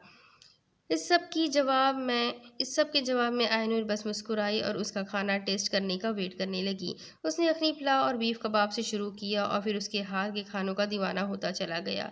उसे याद आया उसकी सास ने उसे एक बार बताया था कि उनकी बेटी के हाथ में बहुत जायका है, पर वो बहुत मूडी है। जब मूड हो तभी कुकिंग करती है। कैसा बना? डिलीशियस! आप तो मास्टर शेफ निकली। मुझे नहीं पता था मुझे इतना अच्छा सरप्राइज़ मिलेगा। उसने उसके हाथ पर हाथ रखते कहा तो वो मुस्कुरा दी। सरप्राइज़ तो अभी बहुत से बाकी है। अब आप जल्दी से खाना खाएं, फिर मुझे आपको अपनी असल मेहनत दिखानी है। आहा भाई वाह, सच में हर चीज़ इतनी परफेक्ट बनी है, मज़ा आ गया। तुम भी लो, ये क्या चिड़िया जितना खाना खाओगी? उसने उसकी प्लेट में कबाब रखते हुए कहा। एक बात पूछूं? 4 दिन बाद तो औरहान को उसे तंग करने का मौका मिला था। वो कैसे इस मौके को हाथ से जाने देता? जी पूछे। आयनूर ने उसकी प्लेट में रशियन सैलेड निकालते हुए इजाज़त दी। इतना डेक्योर, इतना एहतमाम, आई मीन ये बदला बदला सा समा। इससे पहले वो बात पूरी करता आयनूर ने उसे जवाब देते हुए कहा, जी मोहब्बत हो गई है आपसे? हा हा हा हा, हमेशा की तरह अनोखा निराला जवाब। ना माने मेरी मोहब्बत मेरा मसला है, मैं हैंडल कर लूँगी। तभी तो ठीक है ना बेगम, क्या और फॉल बोल रही हो? मैं और फॉल नहीं बोल रही, मोहब्बत में बोल रही हूँ। पता भी है मोहब्बत कहते किसे हैं? पता भी लग जाएगा, इतनी जल्दी क्या है? हा हा हा, मतलब कि ये पता नहीं है। जी नहीं पता, आप ही बता दें। मोहब्बत, उसने बोलना शुरू किया। मेरी नज़र में प्यार, मोहब्बत और इश्क एक ही शख्स से मंसूब 3 अलग अलग जज्बात और कैफियत हो सकते हैं। प्यार किसी को चाहना, उसे पसंद करना, उसके ख्वाब देखने जैसा है। हाँ, प्यार तो मासूम है, फ़कत चाहत, किसी को देखने की चाहत, किसी को सुनने की चाहत, किसी से मिल लेने की चाहत, बेलौस बेगर्ज खुशी। मोहब्बत इस चाहे जाने वाले की तलब है, उसकी जस्तजू, उसकी ख्वाहिश, उसके ख्वाब को हकीकत का रूप देने की तदबीरें करना और बार बार करना। और इश्क उसे खो देना है, ताउम्र ताहयात उससे दस्तबरदार हो जाना। एक आखिरी कोशिश के बाद एक आखिरी उम्मीद के टूटने का मातम इश्क महरूमी है। हा हा हा, क्या हुआ? बोलती बंद हो गई। वो उसे पलके झपकाए बिना देख रही थी। आप इतनी डीप है? वो हैरान होती हुई बोली। आप नहीं है क्या? औरहान का सवाल दिलचस्प था। मैं? मेरी तो अपनी ही मेरी तो अपनी ही कैटेगरीज है, मुझे किसी की नहीं समझ आती। हाँ, अच्छा जी, और क्या है वो? ज़रा हम भी तो सुने।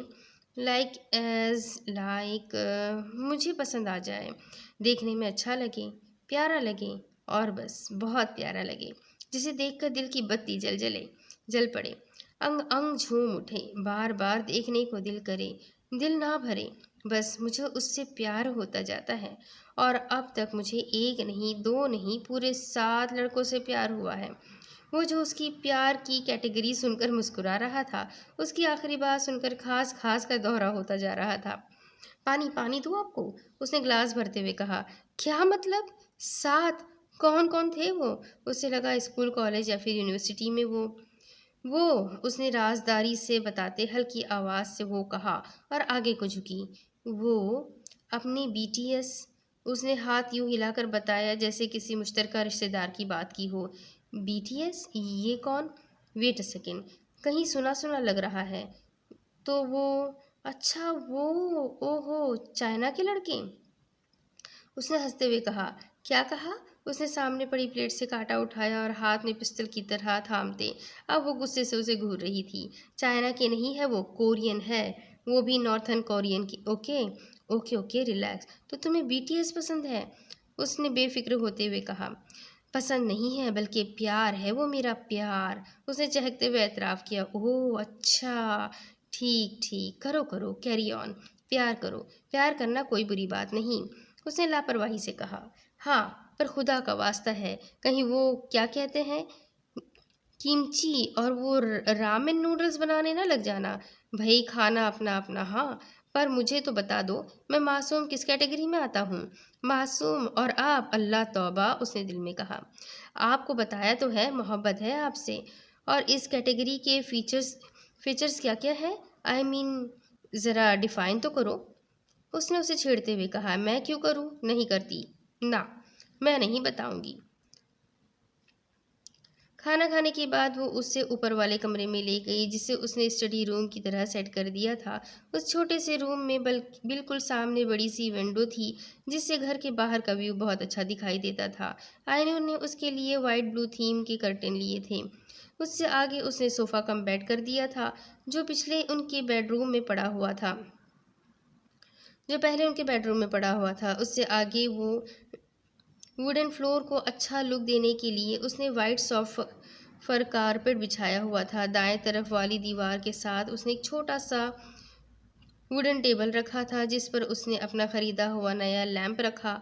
बाएं तरफ वाली दीवार पर उसने वुडन बुक शेल्फ लगवाए, जिसमें बहुत सी किताबें सजी नजर आ रही थी।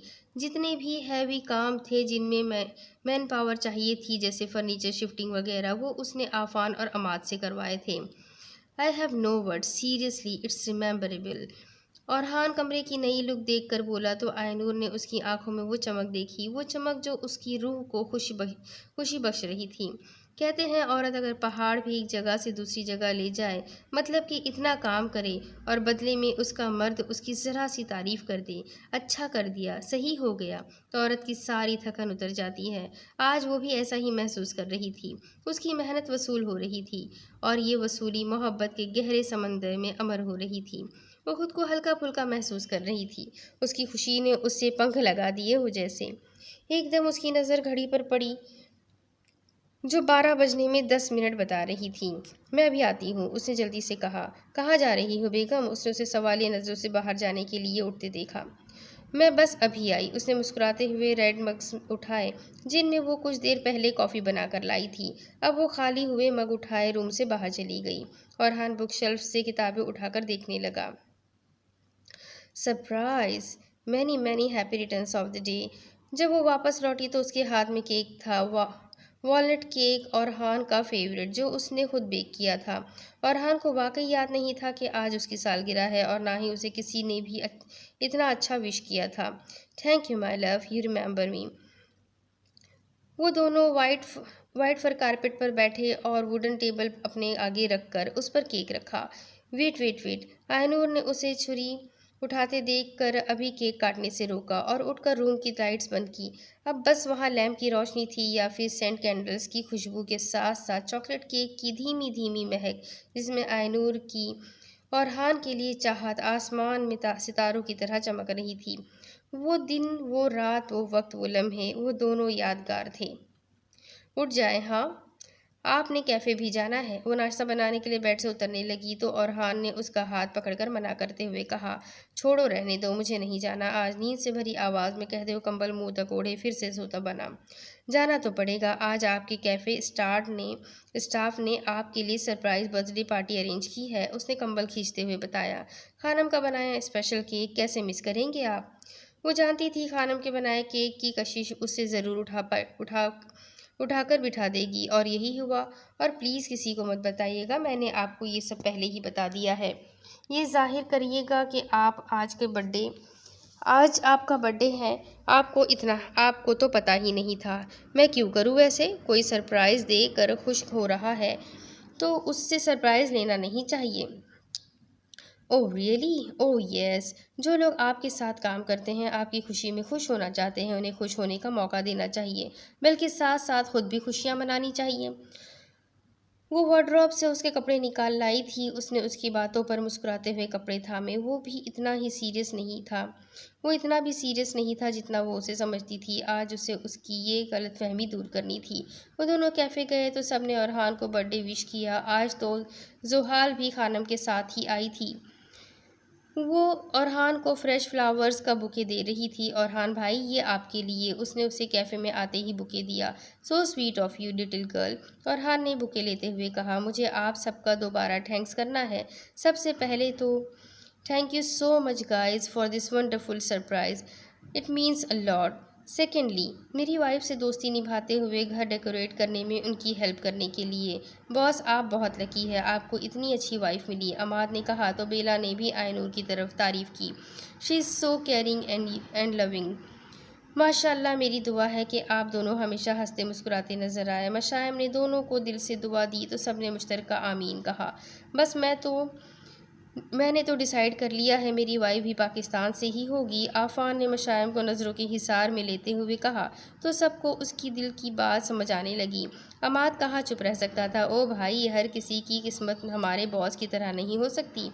हो सकता है किसी को चुड़ैल मिल जाए, डायन मिल जाए, कुछ भी हो सकता है। हाँ, कुछ भी, रिस्क है बॉस। अमाद ने बेला को छेड़ते हुए कहा, जो अब उसके पाँव पर ज़ोरदार पाँव मार चुकी थी। ओह, उप्स, मैं तो बस बता ही रहा था। बेला डियर, आपने तो अमली मुजाहरा करना स्टार्ट कर दिया। उसने अपना पैर सहलाते कहा तो सब हंसने लगे। असल में तो वो दोनों ही कैफ़े की रौनक थे। उनकी ना ख़त्म होने वाली नोक-झोंक की आदत सबको हो गई थी। सब जानते थे कि वो दोनों एक दूसरे के बगैर अधूरे थे। कैफ़े से वापसी पर वो दोनों डिनर करने चले गए, और डिनर से वापसी पर जब औरहान आकर गाड़ी में बैठा तो कुछ सोच कर मुस्कुराया। नूर, चलो तुम्हें ड्राइव करना सिखा दूँ। वो जो आइसक्रीम खा रही थी हैरान होती नजर आई। आज आज क्या दिन है, क्या तारीख है, जल्दी बताए, मैं तारीख के सुनहरी हुरूफ में लिखना चाहती हूँ। सुने, मजाक कर रहे हैं या मेरे कान खराब हो गए हैं। उसे याद था उन दोनों की इस बात पर कितनी शदीद लड़ाई हुई थी, और हान ने खानम को साफ साफ मना किया था कि आयनूर को गाड़ी चलाना हरगिज ना सिखाए। अच्छा चलो, अब बहुत ड्रामे हो गए। अब ये देखो, ये इसको यहाँ से। जी नहीं। आयनूर ने अपनी आंखें बंद करते अपनी आंखों पर हाथ रखे। अल्लाह ने मुझे शौहर जैसी नेमत से नवाजा है, जहाँ कहूँगी ले जाएगा। हा हा हा हा। और हान उसकी बात पर हंसने लगा। उसे उसका एक एक लफ्ज़ याद था। शौहर हूँ, ड्राइवर नहीं। आज वो उसे सिखाने के मूड में था, पर वो आज सीखने के बिल्कुल भी मूड में नहीं थी। ना, मेरा शौहर मेरे लिए सब कुछ है, सब कुछ। नो, नूर ने बात ही ख़त्म कर दी। हा हा हा। My husband is my everything का असल मतलब औरहान इब्तिसाम को आज समझ आया था। अम्मी, आप जानती हैं, फिर भी वो फ़ोन पर बात करता कुछ उलझा उलझा लग रहा था। आप मुझसे पूछ तो लेती, ऐसे कैसे आपने मेरे नए घर का पता दे दिया उनको। वो अब तलख होकर बोला, बेटा, जो होना था हो गया, अब छोड़ दो पुरानी बातें। हलीमा इब्तिसाम ने उसे सब भूल कर आगे बढ़ने का मशवरा दिया। क्या रखा है सिवाय खुद को अजियत देने के। वो उसे समझाते हुए बोली, यही बात मैं आपसे कर रहा हूँ। वो लोग जो मेरे साथ मेरी मुश्किल में खड़े नहीं हुए, मुझे अकेला छोड़ दिया, बल्कि सात समंदर पार बाद में वो कुछ कहता कहता रुका। मेरे बच्चे, तुम खुद बताओ, उन्होंने खुद मुझसे कहा था तुम्हारी खाला तुमसे मिलना चाहती थी। खुद तो तुम किसी से राब्ता नहीं रखते। मेरी तो बहन है ना, मैं तो रिश्ते नहीं ख़त्म कर सकती। और बस जो हुआ सो हुआ। अब तुम खैर से शादीशुदा हो, भूल जाओ सब और अपना दिल बड़ा करो। माँ, ये लोग मुझे कभी भूलने नहीं देंगे। मैं एक एक को जानता हूँ और आपसे ज़्यादा जानता हूँ। ये मेरी ज़िंदगी में बार बार जहर घोलने वालों में से है। वो किसी सूरत राज़ी नहीं था। तुम इतने नेगेटिव क्यों हो रहे हो? आएंगे, मिलकर चले जाएंगे वो अपने घर, तुम अपने घर। कौन सा यहीं रहेंगे और तुम्हारे खिलाफ साजिशें करेंगे? वो अब गुस्सा कर रही थी। माँ, उसका लहजा अब की इल्तिजाइय था। बस वो मज़ीद कुछ सुनना नहीं चाहती थी। बस औरहान, अभी तो सिर्फ बात ही हुई है, जब आएंगे तब की तब देखेंगे। औरहान की खाला और खालू जो अपनी बेटी से मिलने यूके आए हुए थे, इस बार उन्हें औरहान से मिलने का ख्याल आया था, जो कि असल में उसकी बीवी आयनूर से मिलने का बहाना था। औरहान किसी से भी नहीं मिलना चाहता था, पर अब वो अपनी माँ के सामने मजबूर था। ऐसा नहीं था कि उसकी खाला खालू पहली बार आए थे। वो पहले भी अपनी बेटी से मिलने 2 बार आए थे, पर तब उन्हें बताना तक याद नहीं रहा था। वैसे तो अरहान को अब किसी भी रिश्तेदार की परवाह नहीं रही थी कि कौन कब कहाँ कैसे रह रहा है, और ना ही वो किसी से भी राब्ते में रहा करता था। अलबत्ता उसे उसकी अम्मी के ज़रिए सबका पता चलता रहता था। आज वो घर पर था और उन दोनों ने मिलकर खाना बनाया था। आयनूर को वो आज कुछ ज़्यादा ही चुप चुप लग रहा था। वो उससे नोट कर रही थी। जब से पाकिस्तान से अरहान की वालिदा की कॉल आई थी, तब से ही अरहान का ये हाल था। उसे वो बेसुकून बेचैन सा लगा था। क्या करती क्या ना करती, उससे पूछ ही लिया। उसके पूछने पर अरहान ने खुद को बिल्कुल नॉर्मल जाहिर किया। कुछ था वो बताना नहीं चाहता था।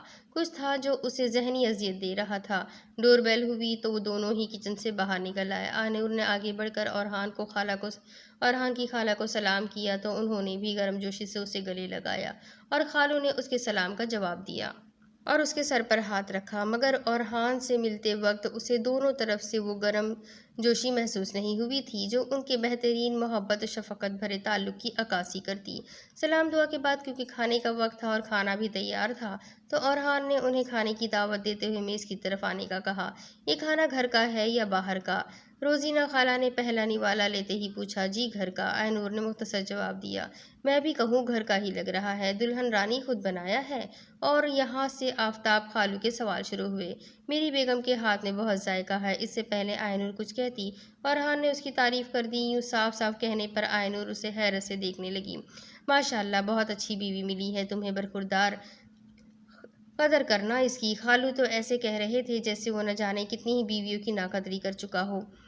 तुम बताओ बेटी, तुम्हें कोई शिकायत तो नहीं अपने मियाँ से? और यहाँ और अरहान का दिल डरा कहीं उसकी बीवी सचमुच शिकायतें दर्ज करवाने ना बैठ जाए, पर वो खुद हिसाब बराबर करना जानती थी।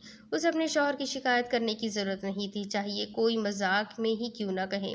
नहीं अंकल, अरहान तो मेरा बहुत ख्याल रखते हैं, बल्कि मैं इनका इतना ख्याल नहीं कर पाती जितना ये मेरा करते हैं। आज ये मुझे कह रहे थे कि आप खाना मत बनाएं, मैं बाहर से ऑर्डर कर लेता हूँ, पर मैंने कहा नहीं, पहली बार मेरे ससुराल से मेहमान आ रहे हैं, आप मुझे बनाने दें। और जब मैं बनाने लगी तो अरहान खुद भी किचन में आ गए और मेरी बहुत मदद की। हमने मिलकर खाना बनाया। और यहाँ अरहान का दिल खुश करती आयनूर नंबर ले गई थी। उसने तो खाला खालू की बोलती ही बंद कर दी थी। वो जो कोई भी वो जो कोई पॉइंट ढूंढना चाह रहे थे कि उनकी खुशहाल ज़िंदगी को बदहाल ज़िंदगी बनाकर पेश कर सके। खाना खाने के बाद वो चाय बनाकर टीवी लाउंज में ले आई थी। और बताओ अरहान मियाँ, क्या करते हो आजकल? कैफ़े रन कर रहा हूँ। हाँ हाँ, मैंने सुना था काफ़ी महंगी जगह कैफ़े खोला है तुमने। चलो अच्छा हुआ, बाप दादा की ज़मीन काम आ गई। मेरे पास ज़्यादा टाइम नहीं अब, वरना ज़रूर चक्कर लगाता तुम्हारे कैफ़े। वो असल में परसों की फ़्लाइट है हमारी। रोज़ीना खाला ने आफताब खालू की बात की वजाहत की। जी कोई बात नहीं, अगली बार सही, और हाँ ने ज़बरदस्ती मुस्कुराते कहा। और बेटी, घर याद आता है कि नहीं? दिल लग गया यहाँ या नहीं? उसने बस मुस्कुराकर खाला को टाला। खैर से कितना टाइम हो गया शादी को? खाला ने सवाल किया। इससे पहले वो जवाब देती, खालू ने बात काटी। इनकी शादी को नवंबर में हुई थी मेरे ख्याल से। नहीं, दिसंबर में, वो बोली। ओह हाँ, याद आया, वो जहन पर जोर देते हुए बोले। नवंबर में तो महताब पाकिस्तान आई थी। खालू के मुंह से महताब का नाम सुनकर और हानिफ तस्साम ने अपनी मुट्ठी बंद करके खोली थी। वो कहता था वो उसे नहीं भूलने देंगे। वो ठीक कहता था। महताब वो कौन है? आयनूर ने यह नाम पहली बार सुना था। अरे तुम नहीं जानती? तुम्हें कैसे पता चलता? तुम्हारा निकाह तो टेलीफोन पर हुआ था ना। पर तुम्हारे मियाँ को बताना चाहिए था। खानदान में कौन कौन रहता है तुम्हें अपने ससुराल का पता होना चाहिए। रोजीना खाला की तमाम बातें अब आयनूर को खटकी थी। महताब पाकिस्तान क्यों आई? आखिरकार जो नहीं पूछना चाहता था वो पूछ ही बैठा। हमें लगा था तुम्हें तुम्हारी माँ बताती ही होगी सबका हाल अहवाल, मगर मैंने पूछा महताब पाकिस्तान क्यों आई है? इस बार उससे सख्ती से पूछा।